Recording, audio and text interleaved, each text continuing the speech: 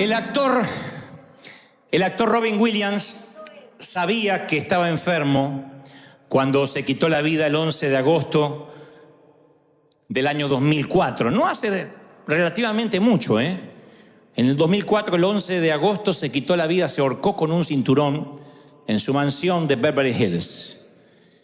Decían, o dicen los que vivían con él, estallaba en los últimos años en llanto sin motivo, se olvidaba los diálogos que se había aprendido para sus películas, se perdía en medio de una conversación.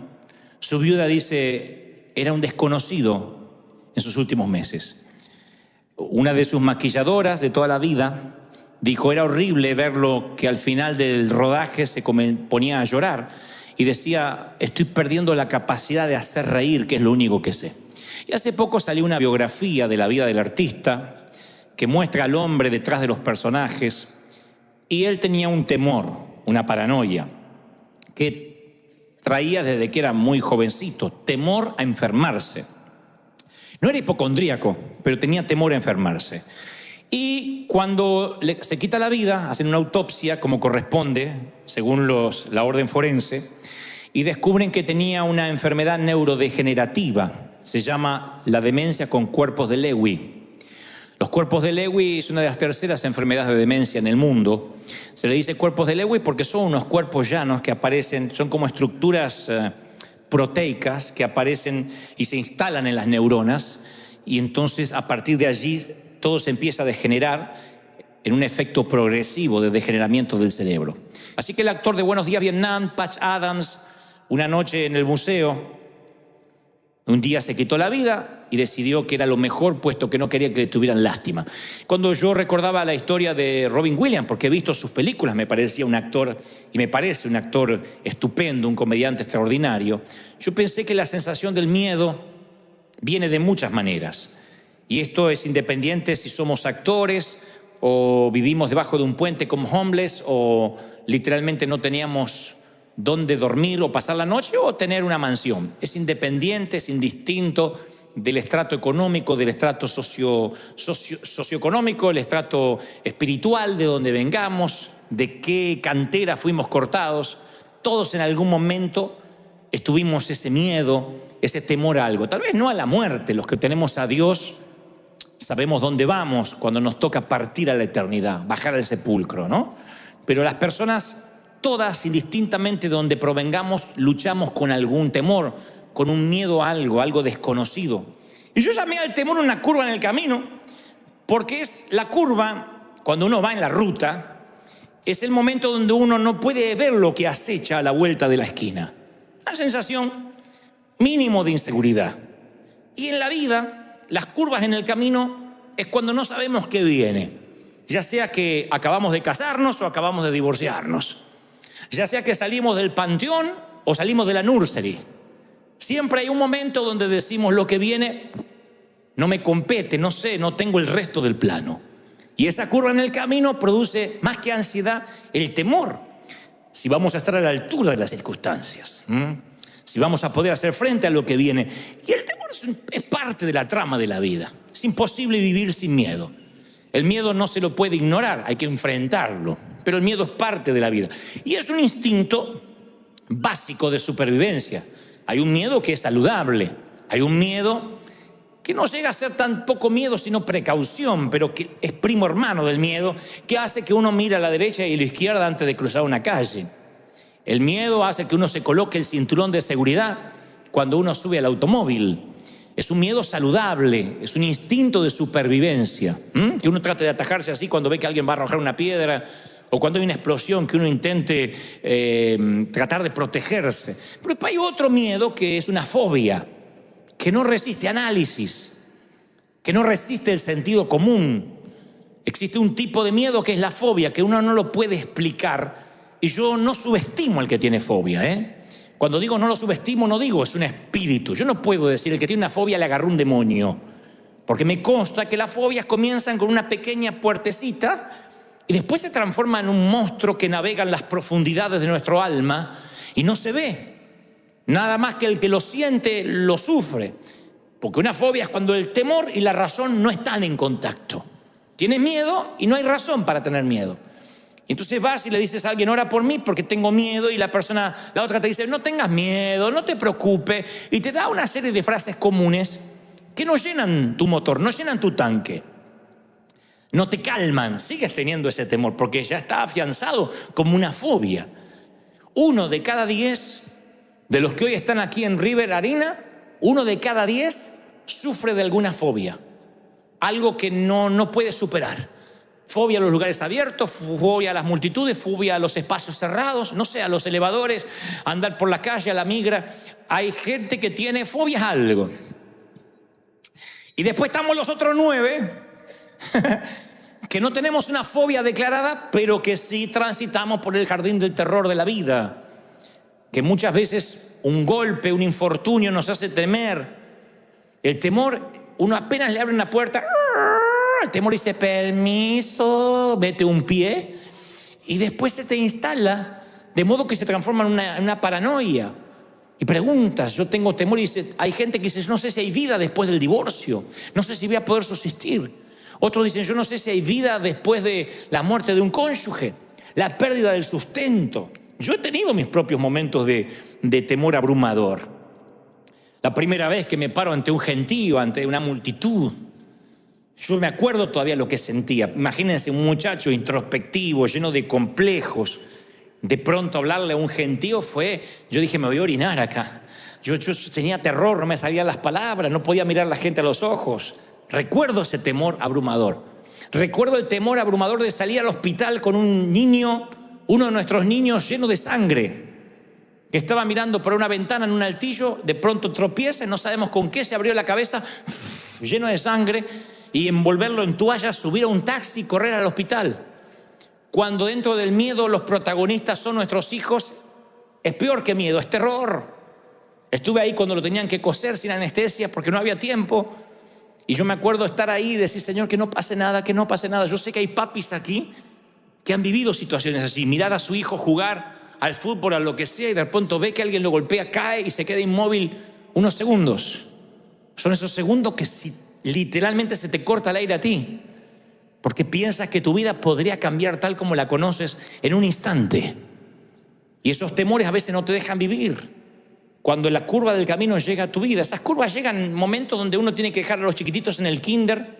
Recuerda cuando fuiste a llevar a tus hijitos al kinder la primera vez y la maestra te dijo, déjelo, va a llorar un poquito, pero después déjelo. Y tu hija está ahogándose de... Tú quieres agarrar a tu hija y decir, me la llevo de acá, maldito, pero no puedes, tienes que dejarla ir. Y después vienen otras curvas del camino, cuando viene un condenado a llevarse a tu hija, uno de 25 años, 26, y dice que ama a tu princesa. Ese día va a llegar también para mí, algún incircunciso ha de llegar. Pero yo ya lo tengo resuelto, ya tendrá sus 48 años y que haga su vida. Que crezca. Hija, ya tienes casi 50, creo que puedes cuidarte sola. Curvas del camino, en que uno dice, no sé qué va a ocurrir del otro lado, pero el temor alguien lo definió como un pequeño chorro de duda, unas goteras de duda que fluyen a través de la mente y luego producen un canal tan grande que todos los pensamientos escurren por ahí, todos los filtras a través del temor. Y esos temores crecen día a día hasta que nos encontramos paralizados, incapaces de hacer cosas para Dios, incapaces de creerle al Señor, porque el temor te va envolviendo. Dicen los psicólogos que hay 6 tipos de miedos, independientemente de los que no son fóbicos inclusive, pero hay 6 miedos que todos los seres humanos luchamos en algún momento. Pobreza, crítica, pérdida del amor, que te amen o dejes de amar, enfermedad, vejez y muerte. Y cuando esas 6 cosas pasan por la vida, porque son estaciones donde sí o sí tenemos que atravesar, uno se llena de temor, son curvas del camino. Y el Señor me mostraba una historia de temor notable y de cómo el temor puede cambiarte y arruinarte la vida y robarte lo que Dios ya te dio. Hay gente que yo estoy seguro que por el temor se está perdiendo bendiciones, se está perdiendo amor, se está perdiendo a su pareja, se está perdiendo empresas, se está perdiendo ministerios, Y no es que Dios no se lo quiera dar, el temor no les permite ver, les impide ver lo que Dios tiene. Hay una curva en el camino que no les deja ver y los llena de ansiedad y no avanza. Y las Escrituras hablan justamente cuando la delegación de espías, en el éxodo de Israel, la delegación de espías fueron a espiar, valga la redundancia, a Canaán. Moisés recibe de parte de Dios que por cada tribu, 12 tribus, tiene que elegir un delegado. Y esas 12 tribus eligen cada uno un delegado, 12 delegados, 12 espías, van a ver qué hay en la tierra prometida. Ya estaban allí. Así que se reúnen en una asamblea en Cades Barnea y dicen, bueno, vamos a decidir qué es lo que hay, vamos a hacer un reconocimiento. Dios nunca les envió a los espías para consultarles si conquistaban o no. Dios nunca les dijo, miren, ahora son mi board. Si ustedes después por mayoría votan que no, no lo hacemos. Probamos otra tierra prometida. No, aquí iban a una experiencia de reconocimiento, nada más. Era un equipo de avanzada para la conquista. Dios dijo, esta es la tierra que ya les entregué. Noten el verbo, nunca dijo que les voy a entregar, vamos a ver si se las puedo dar. Ya les entregué, ese es el hogar final, luego de generaciones de esclavitud en Egipto.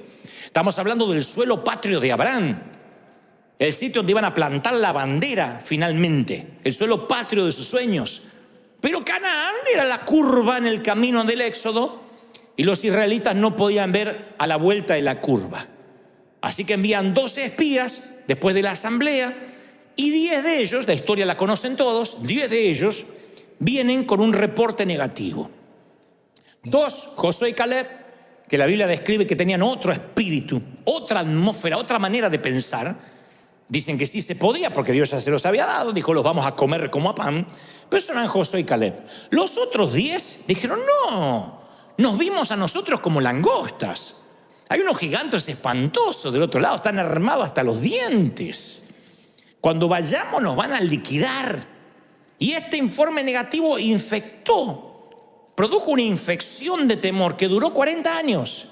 No una semana, no un mes. Les costó años de penas y tragedias. Dios nunca había establecido ese espíritu de temor que trajo de vuelta el comité de recomendación. Era un espíritu de temor que se enquistó en el pueblo. 10 tipos infectaron una nación por 4 décadas mínimo. 10 tipos. Yo digo, qué increíble que 10 puedan infectar toda una nación. Les metió temor, les infundió un espíritu de miedo. Ahí es cuando el Señor me decía ayer, quiero que le digas a mis hijos que el temor ignora mis planes. El temor ignora el plan de Dios. Dios te puede dar un plan, Dios te puede dar un proyecto y tú dices, sí, Dios me lo dio. El temor va a hacer que te olvides del plan, si permites que el temor tome control. Aun cuando Dios te dio la palabra, el temor va a tomar el control, se va a poner al timón y va a poner a la palabra de Dios en el asiento trasero. Hay mucha gente acá que a mí me consta que tiene capacidad, que Dios está dispuesto a darle recursos, a conectarlos de manera divina con gente que no conoces, que vienen a ti a abrirte las puertas. Todo está listo para que el efecto dominó se produzca y el temor se para la puerta como el matón del barrio y te dice, acá no pasas. Es lo que le pasó a Israel, no pudo atravesar esa última línea. Dice la palabra en Deuteronomio 1:19, y salidos de Horeb anduvimos por aquel grande y terrible desierto, por el camino del monte del Amorreo, y llegamos hasta Cades Barnea. Entonces os dije, habéis llegado al monte del Amorreo, el cual Jehová nuestro Dios nos da. Dios ya te dio. No termina este año sin que te convenza de que Dios ya te bendijo. Dios ya te dio. ¿Lo crees? Mira, Jehová tu Dios te ha entregado la tierra, sube. Si yo te dice te la entregué, sube y toma posesión, cabezón, te la entregué. Sube. Pero uno va creciendo, se va volviendo más adulto y por dentro gente más pequeña. Y el Señor dice, aquí está la tierra, tómala. Pasaron tantas cosas y no podían cruzar la línea final. Yo sé que hay gente aquí esta tarde que muchas cosas de la vida le han pasado terribles situaciones, infortunios, y no está pudiendo cruzar la línea final en algo. El Señor me mostraba gente que estaba ahí. Estira la mano y ya tiene las uvas. Hace un paso y ya está en la tierra que fluye leche y miel. Pero hay gente que no puede cruzar la última línea. Yo conozco amigos míos que se arrepintieron en el altar antes de casarse. Y yo le decía, ¿pero amás a la chica? Sí, es la mujer de mi vida. ¿Y? No, el casamiento me dio una cosa. Y salió corriendo en la línea. Conozco otros que se prepararon en los seminarios, estudiaron. Y un día arde la zarza y Dios le dice, ve, esto es tu comisión, tu asignación divina. Y en la última línea se quedaron. Luego los vuelvo a encontrar y le digo, Dios no te había llamado. No, pero estoy trabajando de esto ahora porque me casé y mantener una casa. Pero Dios te dijo que te iba a dar los recursos. Sí, pero al final no se dio lo que esperaba. Le puse una señal a Dios que viniera un millonario para darme todo el dinero y entonces iba a ser del Señor. Tu abuela, Dios no actúa así. Las señales siguen a los que creen, no los que creen siguen las señales. Las señales siguen a los que creen. Y en la última línea se queda. Entonces yo estoy convencido de que Dios tiene un territorio a nombre tuyo. Que hay algo que no estás reclamando. Que algún día vas a llegar al cielo, Dios te va a llevar a un warehouse con tu nombre y un montón de paquetes cerrados. Así como UPS o FedEx, va a haber un montón de paquetes y vas a decir, ¿y eso? Bendiciones que no abriste. No que no te di, que no abriste, que dejaste en la puerta. Bendiciones que te arrebataron. Yo estoy seguro que va a entrar una soltera así, diciendo, Señor, me pudiste haber bendecido con uno. Y Dios te dice, mira, ahí tenías el musculoso, encima argentino, todo tenía. Ungido. Y ahí tenías un pelirrojo y allá tenías un rubio, porque si no te gustaba este, yo tenía otro plan B. Y huérfano, sin madre, todo. Hay gente que se va a enterar lo que se perdió por no cruzar la última línea. Así que yo creo que el temor ignora los planes de Dios. No solo los ignora, sino que distorsiona los propósitos divinos. ¿Qué es distorsionar cuando no estás viendo correctamente? Como esos espejos que distorsionan la visión. Yo creo que algunos pierden la perspectiva. El miedo es tanto que pierden la perspectiva de lo que están viviendo. Escuchen lo que Moisés recrimina que hace el pueblo. En Deuteronomio 1:27 dice, y murmurasteis en vuestras tiendas. No es que él los vio murmurando afuera, que se juntaron afuera en la plaza. En las tiendas, el Espíritu Santo se lo reveló. Esto va para los que dicen, no, yo no murmuro, yo me desahogo en familia. Por eso no es crítica. En tu tienda es tu casa. Murmuraste en tu tienda diciendo, Jehová nos aborrece, nos odia. Nos sacó de Egipto para entregarnos en manos de los gigantes. Nos tienen atemorizados, nuestro corazón está atemorizado, porque este pueblo es más alto que nosotros, es más que nosotros. Las ciudades son más grandes que las nuestras y son amuralladas hasta el cielo. Ellos empezaron a decir, Dios tiene la culpa de lo que me pasa. Eso hace el temor, saca lo peor de nosotros. Trae la queja, trae la acusación, trae la desconfianza.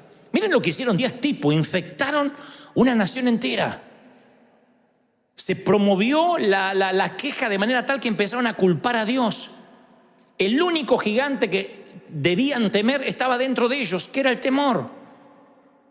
Su perspectiva estaba tan distorsionada que llegaron a decir, somos como langostas, nos van a aplastar. Nos han traído a este camino para que seamos la comida de los impíos. ¿Ven que cuando más grande el temor, más débil es el razonamiento? No razonamos. El temor distorsiona nuestra perspectiva de los propósitos de Dios y encima lo culpamos a Dios. Me acuerdo exactamente que un día subo a un avión, iba para cierto país y abrí una rendijita de temor pequeña a volar. Miedo a volar. Yo no puedo tener miedo a volar. Que yo tenga miedo a volar es como que un pintor tenga miedo a la pintura, que un chef tenga miedo a la comida. Yo vivo volando. Y cuando subí a un avión me acuerdo que se movió más de la cuenta, que las turbulencias son algo natural, normal. En las leyes de aerodinámica un avión se tiene que mover. Y sin embargo yo me empecé a preocupar y dije, opa, me agarró miedo. Pero dije, bueno, Señor, es un momento. Ya a la vuelta del viaje, ya venía con más miedo, el avión se movió un poquito y ya llamé a la azafata, le digo, señorita, haciéndome el vida resuelta, ¿no? Señorita, por favor, un juguito de naranja y una pregunta. Es como cuando uno va a la farmacia a pedir una aspirina y un supositorio, ¿no?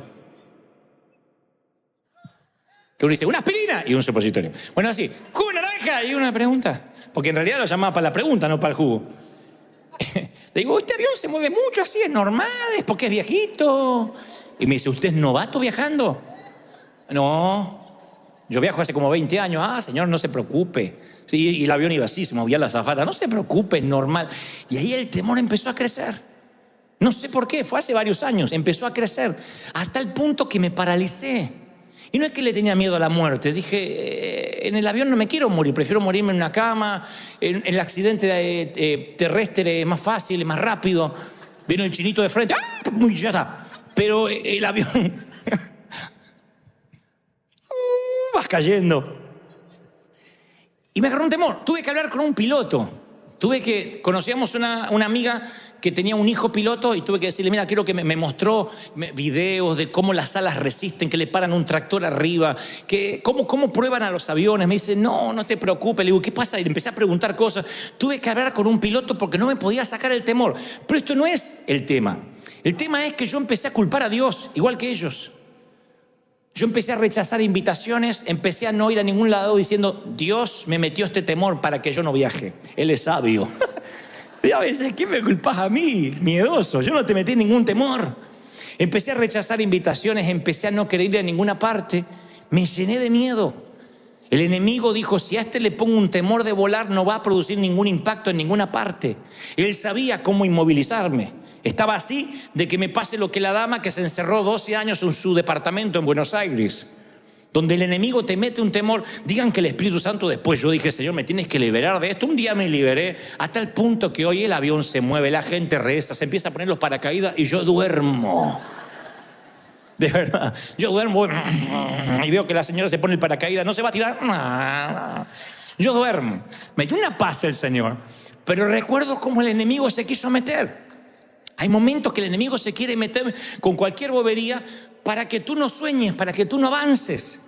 Tal vez lo tuyo no sea miedo a volar, pero sea miedo a emprender un negocio, miedo a casarte, miedo a tener hijos, miedo a cambiarte de país, miedo a renunciar, miedo a dejar las redes. ¿Cuánta gente hay que se queda con lo peor? No conoce lo bueno porque dice, no, por lo menos esto es lo que tengo. Y ahí están, amarrados. No crecen, no avanzan, no pueden soñar. Hay gente que dice, ay, si pudiera. Y claro que puedes. Ay, es que si pudiera, es que yo ya no tengo edad. Ya estoy en los 30, te dice. Increíble. Hay gente que envejece cuando decide envejecer. Hay gente que le falta un bastón aunque tenga 25 años. Hay que darle un bastón y orar por su próstata aunque tenga 25 años. Porque uno envejece cuando decide envejecer, cuando deja de soñar, cuando deja de pensar, cuando deja de avanzar, cuando el temor se le mete y termina siendo un paranoico o un hipocondríaco. E Israel tenía miedo y la culpa resulta que murmuraban en contra de Dios. El temor no solo te distorsiona e ignora los propósitos divinos, sino que es contaminante, es tóxico, desalienta a los que te rodean. Yo he visto que el que tiene temor, el temor extiende sus tentáculos. El que tiene temor hace que toda la familia tenga temor. El desaliento, el temor siempre es contagioso, es un principio devastador. Noten que 10 de los 12 hombres que espiaron la tierra prometida infectaron a toda una nación. A veces venimos con un temor que arrastramos desde chicos. Un temor que nuestras mamás, en su afán de cuidarnos, nos metían las semillitas de temor. Hagan memoria. Cuando yo empecé a ser adolescente y empecé a salir, mamá decía, cuídate, mira que ponen drogas en la Coca-Cola, y no te das cuenta y apareces drogado. Así que yo andaba con la lengua como lagartija, no tomaba nada porque decía, te puede meter droga. No, cuídate porque no te das cuenta y brum, te drogan. Y después, mamá, después me tomo un taxi. No, porque los taxistas están arreglados con una clínica y te desmayan y te sacan los órganos. Hay gente que se despertó en una bañera con hielo sin riñones. Así que yo subí agarrándome los riñones y digo, lléveme hasta... Te agarra miedo. Y ese miedo empieza a crecer a donde tú dices, no puedo andar. Yo conozco gente de acá que vive en Estados Unidos, pero que son de México, de Colombia, de El Salvador, de Guatemala, de Argentina. Quizás no, mi país es muy peligroso, ya no puedo volver. Cuando yo voy de visita, yo no sé, tengo que andar con seguridad. Y sí, están bravos los países, pero yo les cuento una experiencia que conté en el primer servicio. Fui a Argentina esta semana, entre otras cosas fui a ver a mi papá. Entonces un amigo me dice, no andes tomándote taxi, que te cobran una fortuna. Yo te pongo un chofer que trabaja para mí. Le digo, no, ese es un tipo que no habla, te va a llevar con una camioneta para todas partes. Le digo, mira que tengo que ir a varios lugares, tengo algunas entrevistas. Sí, él te lleva. Yo lo que no tenía es ganas de bajar del avión de 14 horas de vuelo y ponerme a hablar con alguien. Entonces me dice, no, él es mudo, ciego y sordo, como Shakira.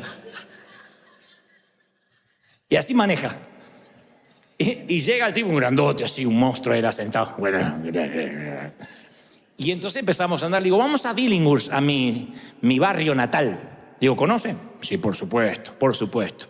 Entonces me lleva a Billinghurst, que es el barrio no ha cambiado, las paredes están peor que antes, los barrios, esos barrios que están detenidos en el tiempo, ¿no? Así que fui al barrio y de pronto salimos del barrio, todavía estamos allí antes de agarrar la ruta y dice, se nos está pegando alguien. Atrás venía un auto, se nos está pegando alguien. Tranquilo, agarra un arma.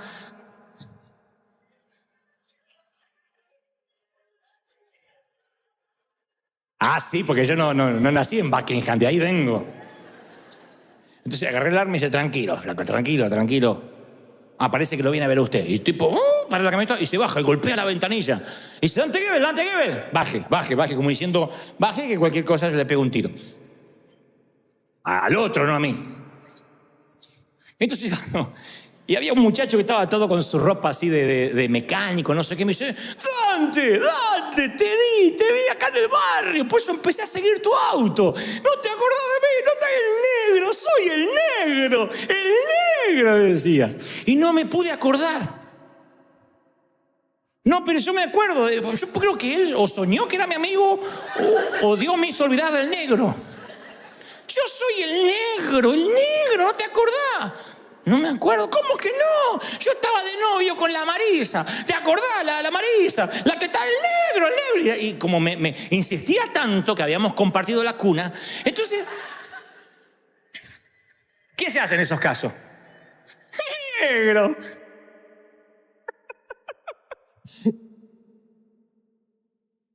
Estás igual. Y se puso feliz, porque si le decían no te conozco, se suicidaba ahí. Negro, ¿qué hace? Y todo por allá, porque eso no falla, todos tienen un por allá. ¿Y tu gente? Porque por más que sea solitario, gente tiene. ¿Y tu gente? Che, ¿y tú cómo es mi hermana? ¿Es tu hermana? Entonces me completaba la frase y así mantuvimos una charla. Yo digo, cualquier cosa, está armado el otro y lo mata el negro. Subo. Y claro, estaba armado porque el chofer era un comisario de la policía. Había sido comisario ahí en mi barrio. Ahora es un policía retirado y tiene portación de armas, ¿no es cierto? Entonces me decía, no, es que aquí yo sé que su seguridad es muy importante y si veía que se ponía la cosa fea, me decía. Dice, ¿conoce al caballero? Eran amigos de la infancia y no tengo la menor idea quién es. Sé que es el negro.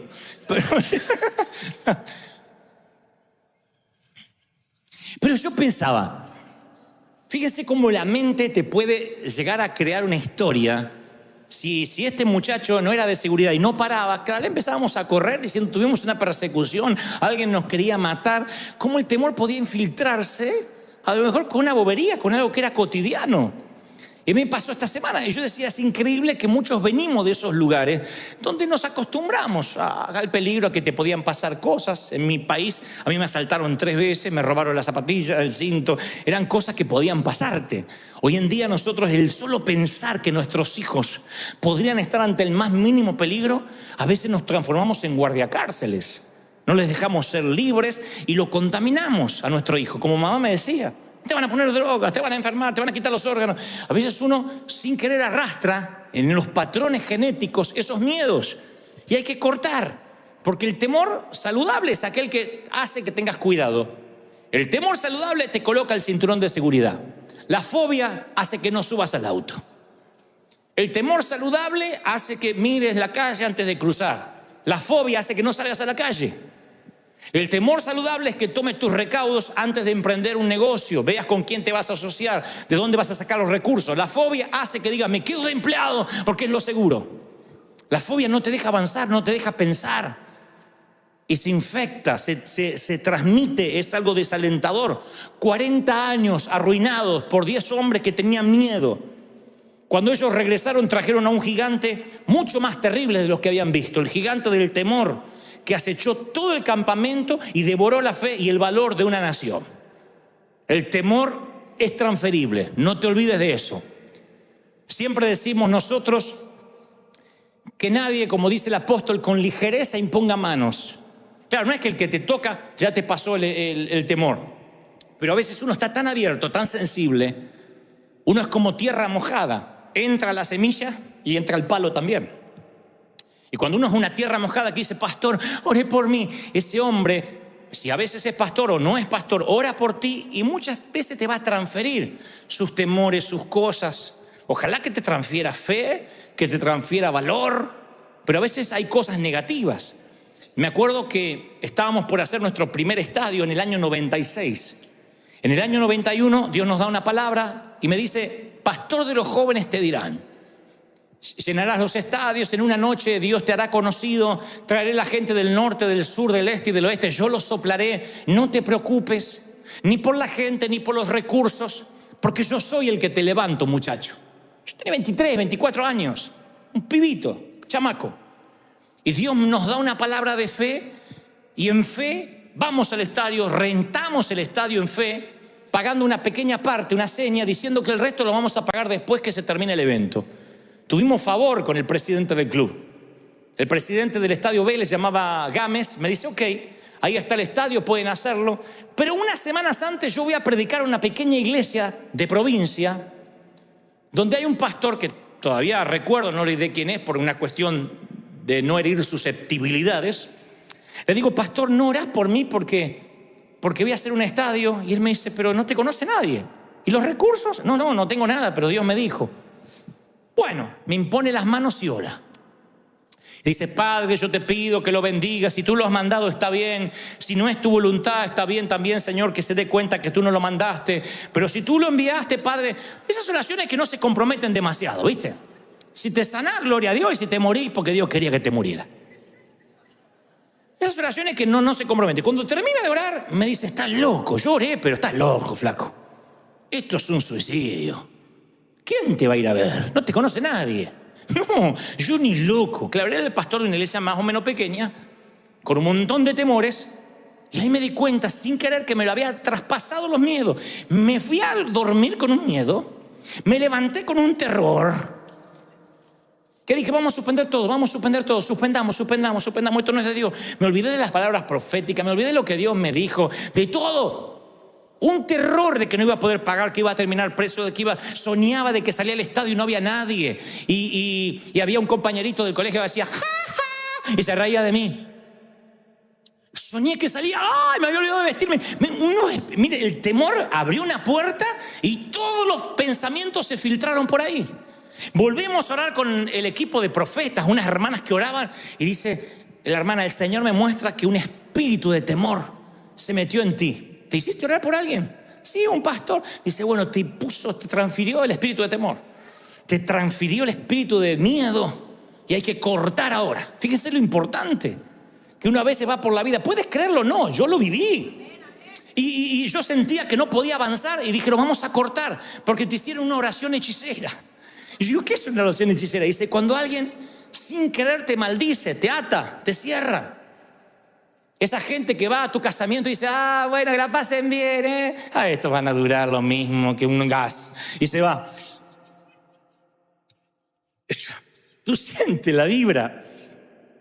Vieron que hay gente que es así. Los creyentes solemos ser así. Te estás casando y yo te digo, espera, no te metan los cuernos, vamos a esperar. Me compré un auto. Espero que no te mates con toda tu familia adentro. Son así los creyentes escriben en las redes. Decimos, estamos bendiciendo, espero que esto dure, espero que esto sea de Dios, espero que no sean puras emociones. Ven la foto de ustedes llorando, espero que no sean porque van a ver un comediante. O sea, la gente a veces suelta palabras que si no estás cubierto con la armadura de la fe, no estás cubierto por la sangre de Cristo, esos temores vienen hacia ti y te detienen, te estancan. Gente que está esperando que te vaya mal. Pero la Biblia dice que mayor es el que está con nosotros que los que vienen en contra. Mayor es lo que Dios nos dio. ¿Tú lo crees de verdad? Y resistimos.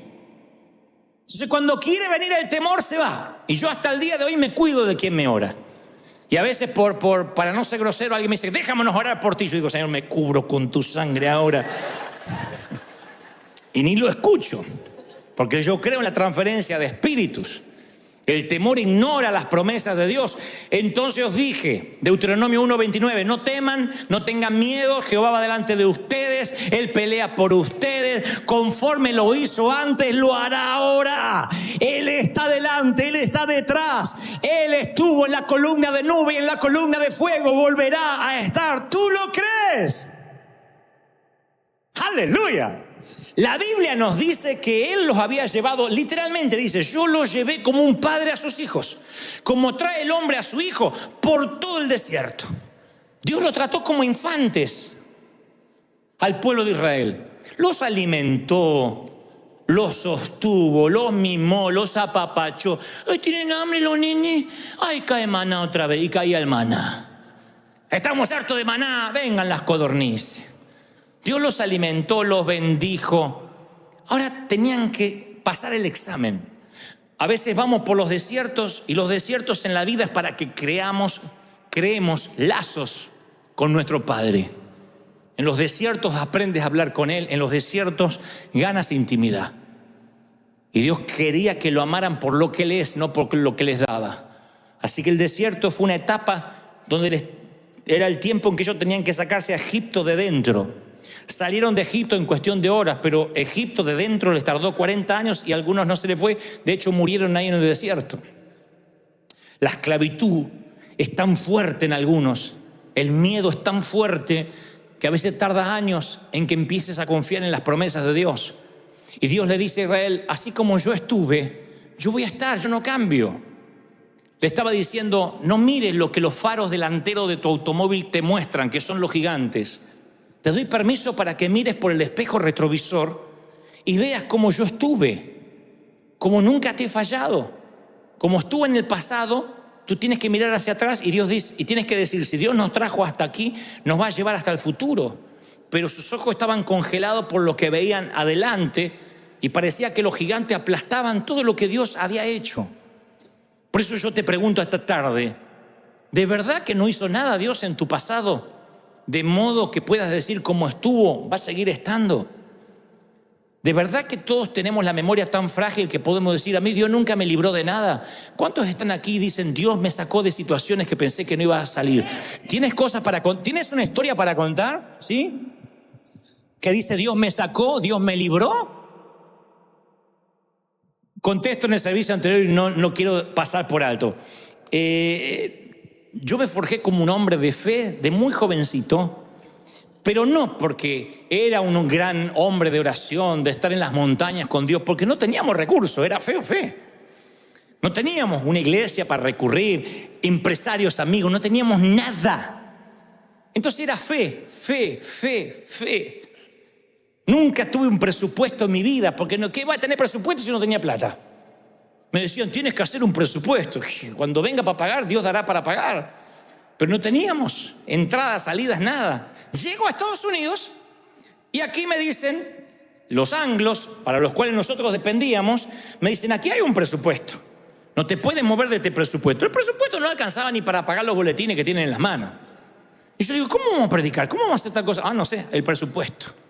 Aquí se maneja por planillas Excel. Lo que está dentro del presupuesto puede gastar. Sí, pero necesitamos más músicos. No está en el presupuesto. Entonces durante meses yo empecé a ajustarme al presupuesto. ¿Cuánto hay? ¿Cuánto puedo gastar? Y había poquito y yo decía, Señor, ¿qué pasó? Es como que Dios no pudo pasar la migra, como no lo dejaron venir para acá. Dios quedó de México para allá, Estados Unidos, Dios acá no operaba. Y un día el Señor me dice, yo soy el mismo Dios de ayer. Quiero que mires por el espejo retrovisor, que dejes de mirar los gigantes y mires de dónde te traje, cómo te formé, qué pasó en tu desierto, quién te sustentó, quién te mantuvo, cómo fue tu éxodo. Ahora te encontraste una curva en el camino y te morís de miedo. Entonces llamo a Argentina a un amigo que tengo allá y le digo, búscame en un lugar que habíamos dejado un depósito, cajas, mis periódicos, las revistas donde yo haya salido. Y este habrá pensado, le agarró el espíritu de la megalomanía, que querrá verse a sí mismo. Le dije, quiero que me traigas todos los recortes de periódicos que dijo la prensa, quiero que los traigas. Y cuando vengas aquí a Estados Unidos me traiga los recortes. Me trajo un pilón así. Empecé a recortar y mandé a hacer cuadros. Dice el pastor de los jóvenes anoche llenó el estadio, no se sabe dónde saca el dinero, pero ahí está. Todo. Toda nuestra oficina hay cuadros memoriales de lo que Dios hizo. El que va y no conoce mi corazón piensa, mirá, este se está mandando la parte de quién fue o qué hizo. Pero es para mí.